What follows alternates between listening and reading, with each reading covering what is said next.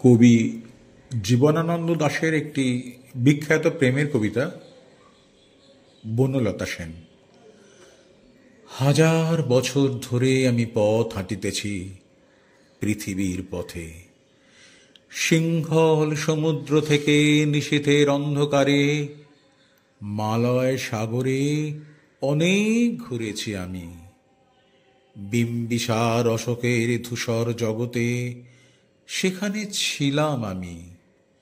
আরো দূর অন্ধকারে বিদর্ভ নগরে আমি ক্লান্ত প্রাণ এক। চারিদিকে জীবনের সমুদ্র সফেন আমারে দুদণ্ড শান্তি দিয়েছিল নাটোরের বনলতা সেন।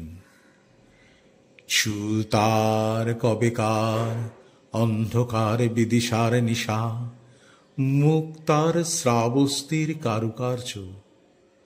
অতি দূর সমুদ্রের পর হাল ভেঙে যে নাবিক হারায়েছে দিশা, সবুজ ঘাসের দেশ যখন সে চোখে দেখে দারুচিনি দ্বীপের ভিতর, তেমনি দেখেছি তারে অন্ধকারে। বলেছে সে, এতদিন কোথায় ছিলেন? পাখির নীড়ের মতো চোখ তুলে নাটোরের বনলতা সেন। সমস্ত দিনের শেষে শিশিরের শব্দের মতন সন্ধ্যা আসে। ডানার রৌদ্রের গন্ধ মুছে ফেলে চিল। পৃথিবীর সব রং নিভে গেলে পাণ্ডুলিপি করে আয়োজন।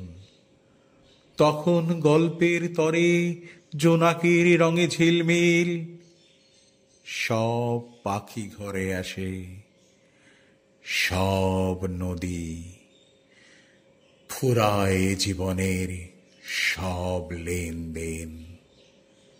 থাকে শুধু অন্ধকার মুখোমুখি বসিবার বনলতা সেন।